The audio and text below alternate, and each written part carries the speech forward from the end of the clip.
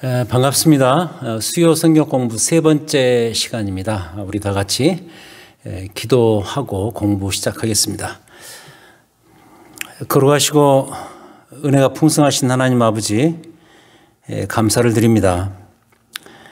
예수 그리스도를 통해서 우리에게 구원의 은혜를 허락하시고 말씀과 성령의 인도하심을 통해서 그 구원의 은혜를 더 풍성히 알아갈 수 있는 여러 가지 삶의 길들을 주시니 감사합니다.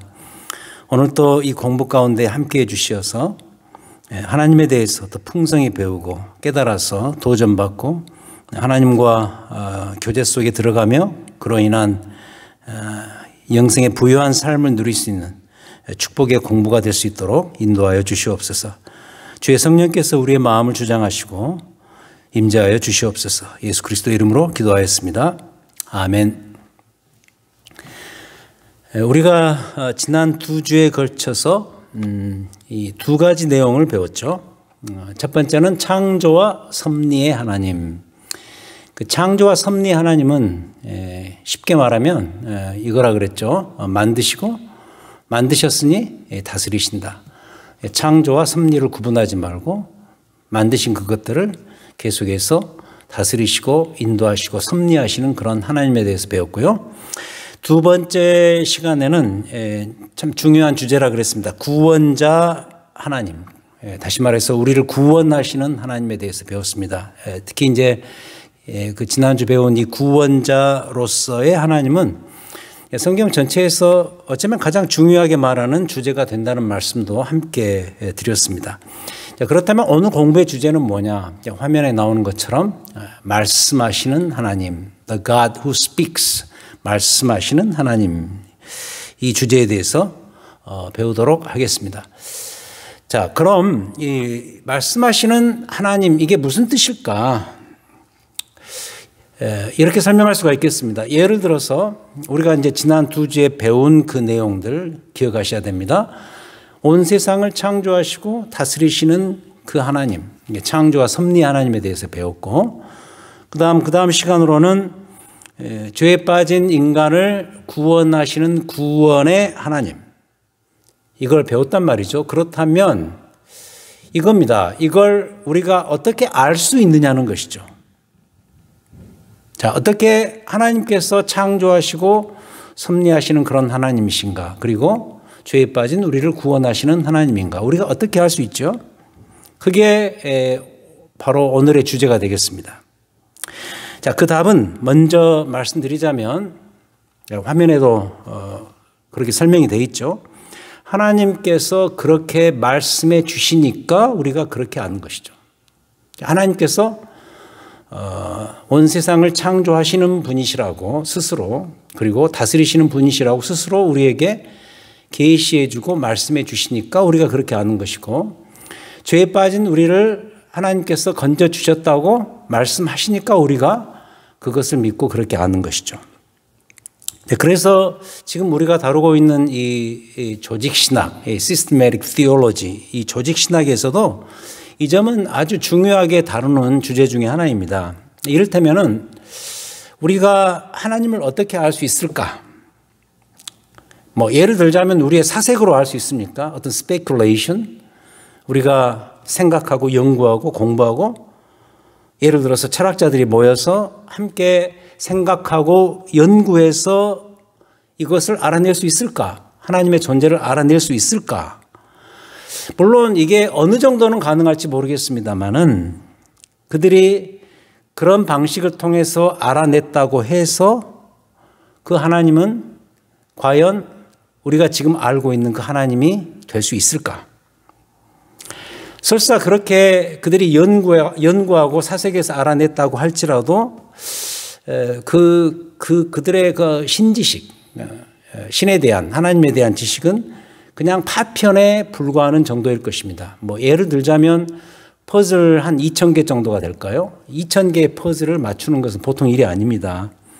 그 2,000개 중에서 한두 개의 퍼즐 조각 수준밖에 안 될 것이다 라는 것이죠. 그래서 이 조직신학에서 이제 말하고 있는 것은 뭐냐면, 하나님께서 자기 자신에 대해서 알려주시지 아니하시면 스스로를 계시해 주지 아니하시면 우린 도저히 하나님을 알 수가 없다. 그렇게 말합니다. 그러니까 God reveals himself. God discloses himself. 하나님께서 자기 스스로를 우리에게 계시해 주고 알려주시고 가르쳐주지 아니하시면 우리는 도저히 하나님을 알아낼 수 없다라는 것이죠. 이런 전제가 우리에게 있어야 됩니다. 그렇다면 하나님은 자기 자신에 대해서 우리에게 어떻게 말씀해 주실까? 어떤 방식을 통해서 말씀해 주실까? 이게 이제 오늘 공부의 구체적인 내용이 되겠습니다. 세 가지로 나누어서 말씀드리는데 첫 번째는 말씀의 하나님. 영어로 바꾸면 God of the Word. 그 다음에 두 번째는 말씀으로 오신 하나님. God who came to us. 우리에게 말씀으로 오신 하나님. 그 다음 세 번째는 말씀하시는 하나님. God who speaks to us. 이 세 가지 주제입니다. 말씀의 하나님. 두 번째는 말씀으로 오신 하나님. 세 번째는 말씀하시는 하나님. 이 세 가지입니다. 자, 먼저 첫 번째로 말씀의 하나님. God of the Word. 이 따옴표가 중요합니다. 이 세 가지 중에서 이 따옴표를 어디에다 치는가를 여러분들이 보셔야 되는데 말씀의 하나님. God of the Word. 이게 중요합니다. 무슨 뜻인가? 단순히 말하면 이겁니다. 말씀이 곧 하나님이시고 하나님이 곧 말씀이시다. 다시 말해서 하나님은 말씀 그 자체이신 것이죠. 자, 이걸 증명할 수 있는 길이 뭐가 있는가? 예를 들어서 창세기 1장을 보시면 이게 무슨 이야기인지를 쉽게 알 수가 있습니다. 창세기 1장 1절에서 뭐라 그러죠? 태초에 하나님이 천지를 창조하시니라. 이 명제는 굉장히 중요하다고 일과에서 말씀드렸습니다. 이 창세기 1장 1절에서 우리의 모든 신앙이 판가름 난다는 말씀을 드렸죠. 근데 그 성경의 가장 첫 번째 장의 첫 번째 구절에서 태초에 하나님이 천지를 창조하시니라.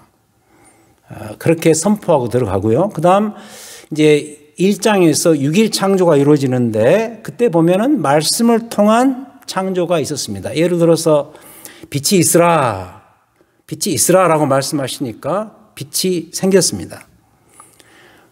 땅의 종류대로 짐승을 내라 그러니까 그 말씀대로 그대로 이루어졌습니다. 말씀 창조죠. 말씀을 도구 삼아서 온 세상을 창조하신 것이죠. 어떤 재료를 가지고 만드신 것이 아니라 재료가 없습니다. 그냥 그래서 이제 이 하나님의 창조를 무로부터의 창조라 그러죠. 아무것도 없는 상태에서 하나님이 스스로 창조하셨는데 그때 사용된 것이 하나님의 말씀입니다. 이런 걸 볼 때 그분의 말씀이 그분 자신이고 그분 자신이 곧 말씀 자체인 것이죠. 자, 이게 창세기 1장에서 말하고 있는 말씀의 하나님에 대한 이야기라고 한다면 신약성경 요한복음 1장에서는 이걸 더 구체적으로 설명을 합니다. 요한복음 1장 1절에서 이 문제를 어떻게 설명을 하는가? 자, 화면에 나옵니다. 요한복음 1장 1절부터 3절. 태초에 말씀이 계시니라. 이 말씀이 하나님과 함께 계셨으니. 뭐라 그러죠? 이 말씀은 곧 하나님이시니라. 2절. 그가 태초에 하나님과 함께 계셨고 만물이 그로 말미암아 지은 바 되었으니 지은 것이 하나도 그가 없이는, 이 표현을 바꾸자면 그의 말씀이 없이는 된 것이 없느니라. 이렇게 요한복음 1장에서 설명하고 있습니다. 그러니까 태초부터 있었던 그 말씀, A word가 아니고 the word입니다. 바로 그 말씀이 하나님 자신이셨고 말씀이신 그 하나님께서 온 세상을 다 자신의 말씀으로 창조하셨다고 아예 이 요한복음 1장에서는 선언을 하고 있는 것이죠. 자, 그래서 뭐냐? 결국 창세기 1장과 요한복음 1장 1절부터 3절을 합해서 보자면 하나님은 바로 말씀의 하나님이시다. The God of the Word. 말씀의 하나님이시다.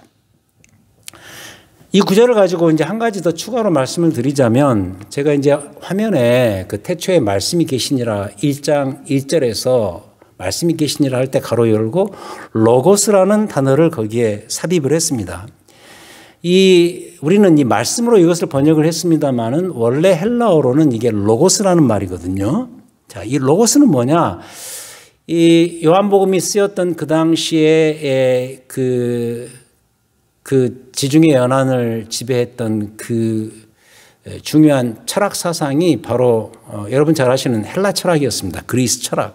근데 거기 그 사람들이 이 로고스라는 단어를 어떻게 이해를 하고 있었는가? 당시 헬라 철학자들의 계속해서 연구해 오던 the truth, 참 진리. 그러니까 그 참 진리라고 이해하고 있었던 그 단어가 바로 로고스였단 말이죠. 우리도 그런 거 있습니다. 우리가 이제 우리는 그렇게까지 그 문제를 생각하지 않습니다만은 이 세상의 그 석학들, 그 다음에 특히 그 철학자들, 이런 사람들이 이런 생각을 많이 하지 않습니까? 모든 이 세상의 현상을 아우르는 그런 것이 있다면 뭘까? 그게 바로 the truth, 참 진리일 텐데, 마치 우리 오피스의 마스터키 같은 것이죠. 여러 문들이 있습니다만 그 문을 열 수 있는 마스터키 같은 것, 만능 열쇠죠. 그런 게 있다면 그게 뭘까? 그게 바로 로고스일 것이다. 이렇게 이해를 했던 것이죠. 그래서 요한 사도가 이 단어를 채택하면서 이런 의미를 갖고 있습니다. 하늘과 이 세상을 잇는 어떤 다리 같은 것, 그런 개념, 그런 understanding, 이해 같은 것, 천상과 지상을 연결하는 바로 그 진리 같은 것. 그래서 이것을 헬라 철학자들이 로고스 이렇게 불렀거든요. 그 단어를 그대로 여기에 대입을 했습니다. 그걸 이제 말씀으로 번역을 했습니다. 근데 이제 요한 사도가 말하고 싶은 것은 뭐냐면, 그들이 말하는, 헬라 철학자들이 말하는 그 만능 열쇠 같은 이 세상의 유일한 진리, 그 로고스가 누구냐? 헬라 철학자들은 그 로고스가 이런 자다 저런 자다 이런 개념이다 하면서 수많은 이야기를 하지만은 요한 사도가 그 단어를 그대로 채택을 하면서 너희들이 말하는 그 로고스가 누구냐? 바로 하나님이다.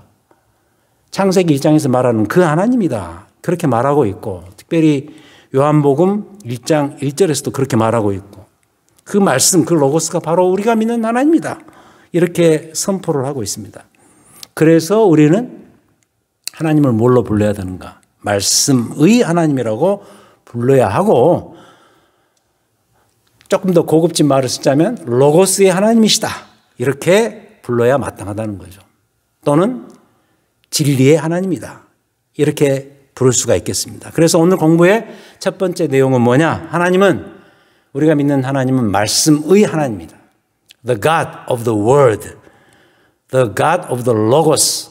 말씀의 하나님이시다. 다시 말해서 하나님이 말씀 자체이시고 말씀이 곧 하나님이시다. 이게 첫 번째 공부의 포인트입니다. 자, 그 다음 두 번째, 점점 이제 더 중요하고 더 구체적으로 내용이 바뀌어지는데요. 두 번째는 뭐냐면 말씀으로 오신 하나님이십니다. 우리가 믿는 그 하나님은 말씀으로 오신 하나님이시다. 아까 1번에서는 말씀의 하나님 이렇게 표현하면서 어떤 명사형으로 하나님이 표현됐습니다만 여기서 이제 동사입니다. 움직이시는 하나님인데 이 세상에 말씀이신 하나님이 말씀으로 또 오셨습니다. The God who came to us with the word. 하나님이신데 우리 가운데 말씀으로 came down, 우리 안에 오신 것이죠. 내려오신 것이죠. 우리가 이제 여기서 질문해 봐야 될 게 뭐냐면 이런 질문을 할 수가 있겠죠. 원래 그런 말씀이셨던 그 하나님은 그냥 그 상태로 가만 계셨을까? 굳이 그것을 물리적으로 표현하자면 천상에 그냥 하나님은 그냥 그 상태로 계셨을까? 말씀의 하나님으로 계셨을까? 답은 뭐죠? 아니다라는 거예요. 그 말씀이셨던 하나님이 우리 가운데로 오신 거예요. 우리 가운데로 내려오신 거예요. 그래서 우리의 하나님은 두 번째 포인트, 말씀으로 이 땅에 오신 하나님이시다. 다시 요한복음 1장으로 갑니다. 화면에 요한복음 1장 14절 이 구절이 기록되어 있는데 한 번 더 앞으로 가볼까요? 다시 복습하자면 태초에 말씀이 계셨는데 이 말씀이 하나님과 함께 계셨는데 이 말씀은 곧 하나님이시라 그랬죠. 이게 이제 첫 번째 1번 포인트였어요. 근데 보십시오. 그 말씀이 그 로고스가 육신이 되어서 우리 가운데 거하심에 그래서 어떤 일이 벌어지죠? 우리가 그 하나님의 그 영광을 보게 되었어요. 그러면서 독생자의 영광이라고 선포를 하고 하나님의 은혜와 그 로고스, 진리가 충만하게 되었어요. 이 땅에 오시니까 그 말씀이 하나님이 오시니까 우리가 그 하나님을 바라보면서 하나님의 영광과 하나님의 은혜와 진리를 우리가 목격하고 실제로 경험하고 누릴 수가 있게 된 것이죠.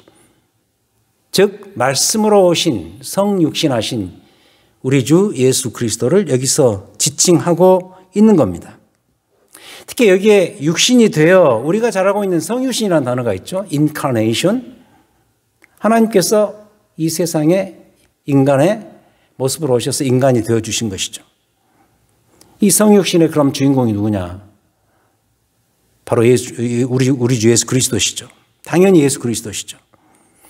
특히 이 동사를 기억하셔야 돼요.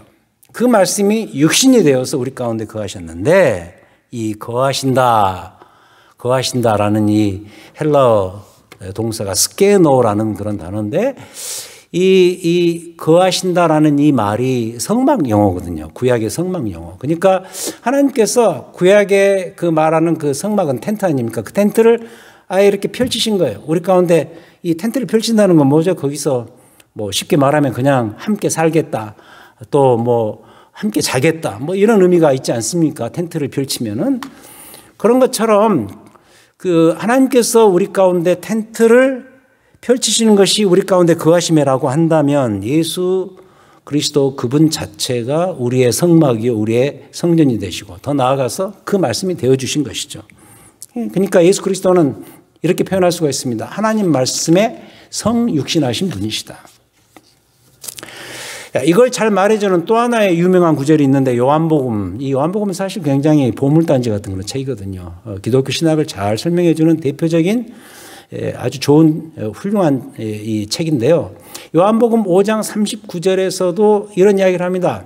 너희가 성경에서 영생을 얻는 줄 생각하고 성경을 연구하거냐. 물론 여기서 구약 성경을 이야기합니다. 왜냐하면 유대인들을 향한 예수님의 이 변증이었기 때문에 이 너희라는 것은 지금 예수님 앞에 있는 유대인들이고 여기서 말하는 성경 구약 성경입니다. 구약 성경을 읽으면서 너희들이 영생을 얻는 줄 생각하고 성경을 연구할 거 아니냐. 유대인들이 얼마나 성경을 많이 가까이 하고 연구했던 사람들입니까? 근데 성경을 연구할 때 너희들이 집중해야 될 중요한 내용은 뭐냐면 그 구약의 모든 성경이 내게 대하여 증언하는 것이니라. 나가 누구냐면 예수 그리스도거든요. 성경 그러면 당연히 지금의 우리도 하나님 말씀으로 알고 있지 않습니까? 그런데 여기에서 예수 자신이 분명히 선언하고 계시는데 그게 뭐냐? 모든 성경이 나에 대해서 증언한다. 구약 성경은 물론이고 신약 성경까지 이건 지난주 구원자 하나님을 이야기할 때 배웠거든요. 구약 성경은 앞으로 우리에게 나타날 구원하실 예수 그리스도를 바라보고 heading for 바라보고 나아가는 그런 책이고 신약 성경은 이미 오신 예수 그리스도를 증언하는 책이다. 이런 이야기를 했었죠. 당연한 말이죠. 근데 예수님 자신이 이런 식으로 자기 자신에 대해서 드러내시고 계시를 하시는데 이 하나님의 말씀이 내게 대해서 증언하는 그런 책이다. 물론 이제 이 구절을 이 내용 가지고 그들이 발끈하죠. 듣는 청중들이 발끈해서 결국은 예수 그리스도를 십자가에 못 박는 일이 벌어지고 말지만 이 구절은 신구약 성경 전체에서 성경을 우리가 어떤 관점에서 봐야 되는가를 집중해서 말해주는 아주 대표적인 구절이죠. 자, 그런 점에서 우리가 이제 여기서 다시 한번 큰 감사를 드려야 되는데 그 이유는 저는 그래요. 하나님 말씀은 하나님께서 우리를 사랑하신다는 가장 강력한 증거라고 믿습니다. 우리에게 이제 조금 이따 말씀드리겠습니다만 이 성경 66권이 우리에게 주어졌다는 것은 하나님이 우리를 사랑하신다는 가장 대표적인 가장 강력한 증거라는 거예요. 그래서 우리는 감사해야 돼요. 말씀하시는 하나님에 대해서 감사해야 되고 말씀하시는 하나님이신데 그 말씀이 하나님께서 우리에게 말씀으로 오신 것 자체에 대해서 깊은 감사를 드려야 됩니다. 굳이 이것을 이런 식으로 표현해 볼까요? 하나님께서 내게 말을 걸어오신다. 보통 일입니까 이게? 하나님이 날 기억하시고 나와 교제하기를 원하신다. 보통 일이 아니잖아요. 그런데 이 보통이 아닌 일이 실제 사건으로 일어나 버렸는데 그 사건이 뭐냐? 그 사건이 바로 우리 안에 말씀으로 오신 예수 그리스도십니다. 자, 그래서 오늘 두 번째로 배운 중요한 사실은 말씀에 하나님께서, 이게 첫 번째 포인트였죠. 두 번째 포인트, 말씀으로 우리 가운데 찾아오신 하나님, 특히 아들 그리스도를 통해서 말씀으로 찾아오신 하나님입니다. 자, 마지막 세 번째로, 이게 사실 오늘 공부의 클라이막스인데 이제 실제로 말씀하시는 하나님이십니다. The God who speaks. 이 speaks 현재형으로 썼죠. 우리에게 spoken, 과거에만 말씀하신 하나님이 아니라 지금도 말씀하시는 하나님이시다. 실제로 지금도 일어나고 있는 일 중에 하나죠, 이것은. 다시 말해서 창조 때에만, 구약 성경에 나오는 그 아브라함과 족장들에게만, 그리고 구약의 이스라엘 백성들에게만, 그리고 말씀으로 실제로 우리 가운데 친히 오신 예수님 시대 때에만 하나님이 우리 인간들에게 말씀하셨던 것이 아니고 지금까지도, 지금도 그 과거의 말씀의 하나님은 계속해서 우리에게도 말씀하고 계시는 중입니다. 그렇다면 그 객관적인 증거가 있어야 되지 않겠어요? 뭘 보고 하나님이 지금도 말씀하시는가? 그 객관적인 증거가 있어야 되는데 그게 바로 우리 손에 주어진 이 성경입니다. 이렇게 이야기를 해보죠. 자, 이 성경으로 지금도 우리에게 말씀하시는데 이렇게 증거를, 이렇게 한번 이야기를 해보죠. 예를 들어서 구약시대 때 어떻게 말씀하셨죠? 다시 말해서 이 문자로 된 성경이 기록되기 이전에 예를 들어서 아브라함 때 또는 모세 시대 때 그때 하나님이 이스라엘 백성들에게 어떻게 말씀하셨는가? 대표적으로 이제 창세기에 나오는 그 족장 시대를 보자면 아브라함에게 하나님이 어떻게 말씀하셨죠? 예를 들어서 대표적으로 음성이죠. 아브라함아, 아브라함아. 그 다음에 야곱을 부를 때 야곱아, 야곱아. 너는 나의 것이라. 너의 조부 아브라함과 이삭 때부터 내가 너를 택하여 이 땅까지 오게 하였다. 뭐 이런 식으로 음성으로, 말씀으로 나타나 주시고, 모세 같은 경우는 아시다시피 그 호렙산에서 가시나무 불떨기로 하나님 자신을 드러내셨죠. 그런 식으로 말씀하셨죠. 역시 음성도 동원됐지만 눈에 보이는 그런 현상으로도 하나님이 그들에게 나타나셔서 자신을 계시하시고 알려주셨죠. 말씀해 주셨죠. 그리고 뭐 성막이 완성되었을 때 거기에 쉐키나, 영광의 구름이라 그러죠. 구름으로 가득 차면서 하나님께서 자기 자신을 그런 식으로 계시를 하셨죠. 그리고 구약시대에 있었던 수많은 여러 가지 기적들, 홍해 기적이라든지 뭐 전쟁의 기적이라든지 이런 기적들을 통해서 하나님이 말씀해 주셨죠. 다시 말해서 하나님 자신을 스스로 알려주시고 계시해 주셨죠. 그럼 신약시대 때, 예를 들어서 신약 성경이 기록되기 이전에 신약시대 때 예수님 오셨을 때 그때 어떻게 말씀하셨는가? 대표적으로 이미 말씀드린 것처럼 예수 그리스도의 성육신 자체가 하나님께서 우리에게 말씀으로 내려오신, 말씀을 걸어오신 사건이었다고 이미 말씀드렸습니다. 그런 거라든지. 그리고 예수님 자신이 백성들을, 제자들을 모아놓고 설교하셨던 그 말씀의 내용들, 그리고 예수님이 행하신 기적들, 이런 것들을 통해서 하나님은 우리에게 말씀을 해 주셨다. 자신을 계시하시고 우리에게 말씀으로 교제하시고 말씀으로 우리에게 태클을 걸어오셨죠. 그런데 예수 그리스도의 부활 승천 이후에 지금까지는 어떻게 말씀해 오시는가? 성경 66권을 통해서 말씀해 오셨다라는 거예요. 그래서 이 성경은 바로 이겁니다. 말씀의 하나님이 어떻게 존재하고 어떻게 일하시는지를 다 한꺼번에 말해주는 이 세상에 유일하고도 오류가 없는 그러면서 가장 객관적인 하나님에 대한 증거입니다. 이게 성경입니다. 그래서 우리는 성경을 통해서 하나님을 알아가고 하나님과 교제를 나누고 있습니다.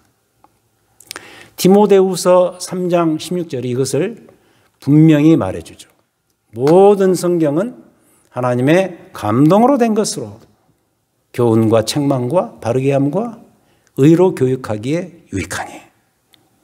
여기에 감동으로 됐다라는 표현을 한국말로는 감동되었다 이렇게 번역을 하고 있습니다만은 그 원래 의미는 이겁니다. inspire라는 말이 있죠. inspire. 이 spire 그러면 숨이라는 말이거든요. expire 그러면 숨이 끊겼다. inspire 그러면 숨을 불어넣었다. 하나님께서 아담과 이 사람을 만드시고 아담을 지으시고 거기에 그 코에 생기를 불어넣었다 이런 구절이 나오죠. 창세기에. 그게 바로 이 하나님의 호흡이 들어갔다는 이야기죠. 그래야 진짜 생명이 되는 것이죠. 그런 것처럼 모든 성경에 하나님의 영이 들어가 있는 거죠. 하나님의 숨결이 들어가 있는 거죠. 그래서 살아 움직이는 생물체처럼 하나님의 말씀은 히브리서 4장 12절에 말하는 것처럼 다이나믹스가 있고 그래서 우리 안에 그게 쳐들어오면은 우리의 심령과 폐부를 찌르고 해체시키는 그런 대단한 능력을 가지고 있는 것이 하나님 말씀 아닙니까? 그래서 여기서 모든 성경은 하나님의 숨결이 들어가 있는 것으로서 교훈과 책망과 바르게 함과 의로 교육하기에 profitable, 유익한 그러한 책이다. 분명히 선언하고 있습니다. 여기서 모든 성경이라고 그랬습니다. 성경 66권 하나님의 숨결이 담겨있는 생명의 책. 다시 말해서 말씀의 하나님을 지금도 만날 수 있는 통로가 된다는 사실이죠. 여기서 한 가지 이제 더 중요한 것이 있는데 조금 더 좁혀 들어가서 그것은 바로 성령의 역사입니다. 우리가 이제 다음 주에 삼위일체에 대해서 배울 때 그 성령님의 하시는 일에 대해서 이제 더 구체적으로 배울 터인데 성령께서는 가장 중요한 하시는 일이 뭐냐면 요한복음 이제 14장에서도 우리가 인용을 하겠습니다만 우리로 하여금 하나님 말씀을 깨닫게 해주는 영입니다. 그래서 성령님께서는 말씀을 듣고 읽고 묵상하는 우리들의 근본적인 심령을 깨우치는 그런 역사를 하신다는 것이죠. 다시 말해서 하나님의 말씀을 하나님 말씀답게 들을 수 있도록 우리를 끊임없이 도우시는 분이 누구냐? 바로 성령님이시다. 그래서 우리는 이 말씀의 하나님을 어떻게 만날 수 있을까? 가장 대표적이고 유일한 통로는 내게 객관적으로 주어진 이 성경 말씀을 읽을 때 그때 주관적인 성령님의 도우심을 통해서 하나님을 만날 수가 있다. 한 문장이지만 굉장히 중요한 이야기입니다. 우리에게 하나님의 말씀으로 객관적으로 주어진 이 성경을 읽고 묵상하고 그리고 거기에 순종할 때 성령께서 주관적으로 내게 임하셔서 그 말씀을 깨달을 수 있도록 도와주시는 것이죠. 그때 우리는 말씀의 하나님을 만날 수가 있습니다. 그래서 뭡니까? 이게 이제 이 세 번째 주제였죠. 말씀하시는 하나님. 말씀하시는 하나님. 지금도 성경을 통해서 우리에게 말씀해 주시는 그 하나님. 이게 세 번째 주제입니다. 그래서 제가 이제 지난주에 그 설교에서도 그런 말씀을 드렸죠. 사도행전 12장과 13장 그 부분을 가지고 이 두 개의 소리가 우리에게 항상 있다. 두 개의 보이스가 있는 거예요. 사람의 보이스가 있고 성령의 보이스가 있는 거예요. 항상 매일매일의 내 삶 속에 이 두 개의 목소리는 내 주변을 포진하고 있습니다. 그런데 이 세상의 소리와 하나님의 음성 중에서 과연 난 어디에다 내 귀를 기울이고 살 것인가? 이 귀를 기울인다는 것은 사실 마음을 거기에 둔다는 이야기가 아니겠어요? 뭐 귀를 기울인다 그러면 그냥 소리만 듣고 끝나는 게 아니잖아요.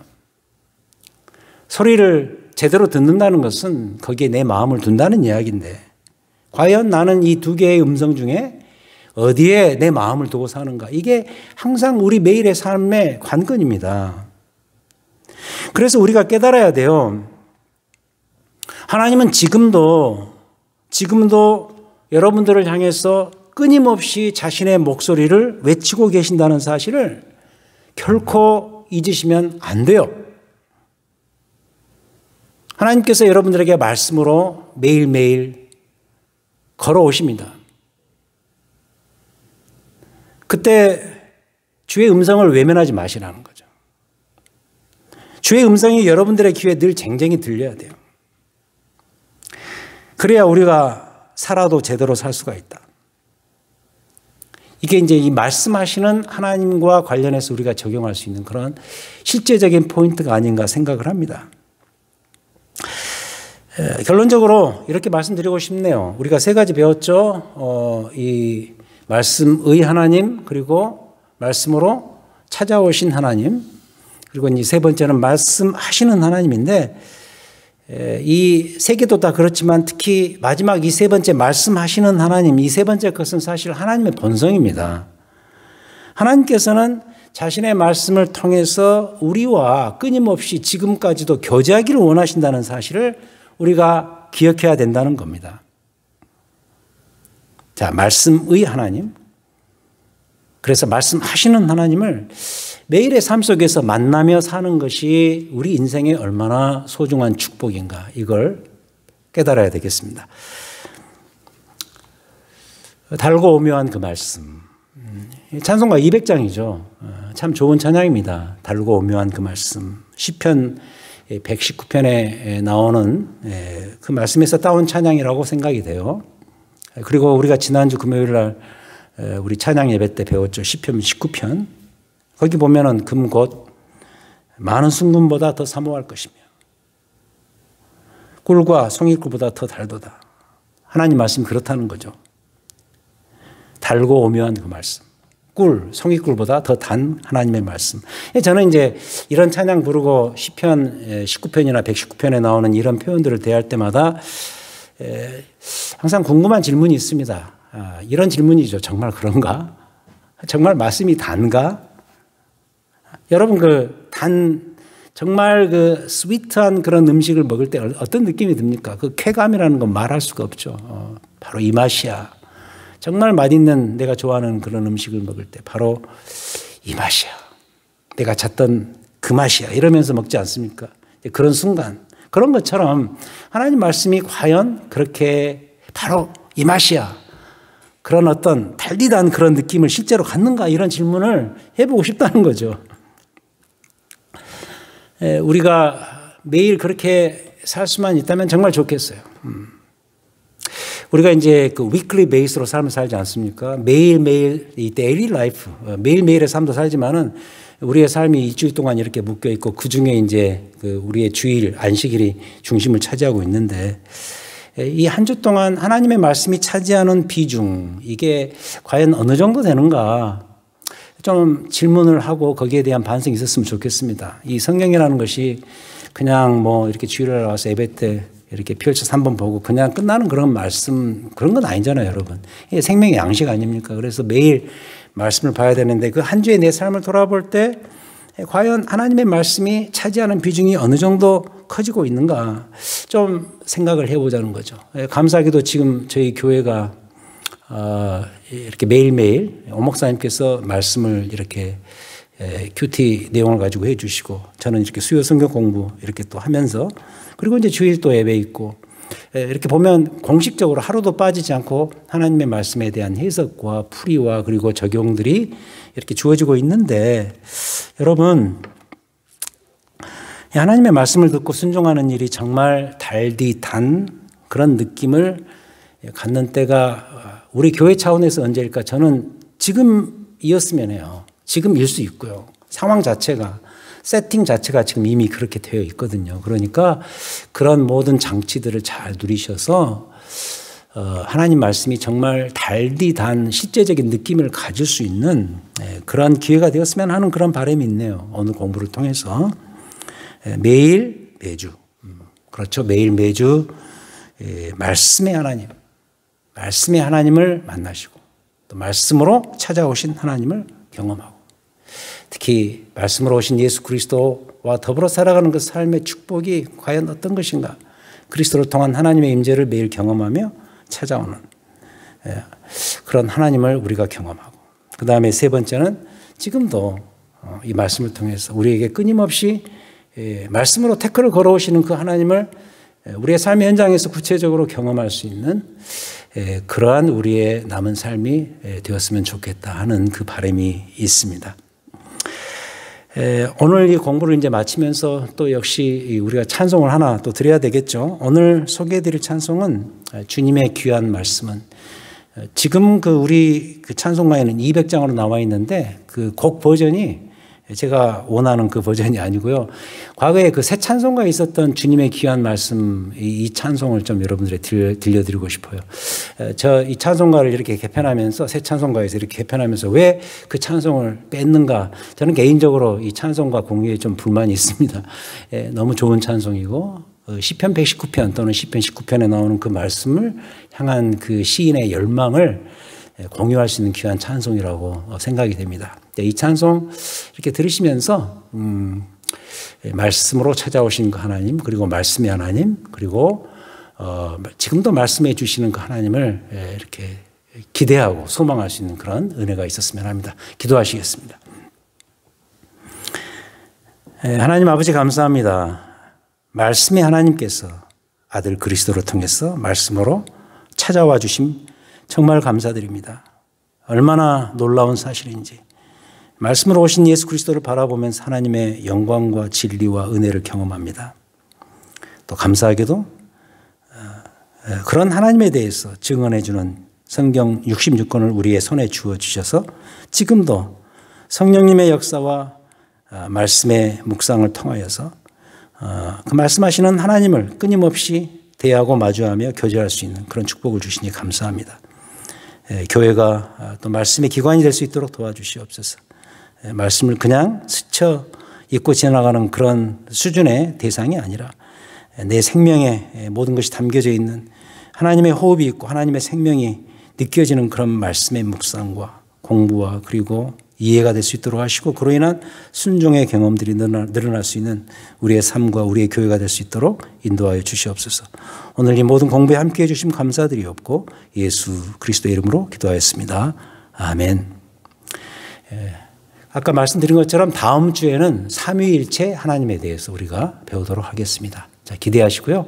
다음 주에 뵙도록 하겠습니다.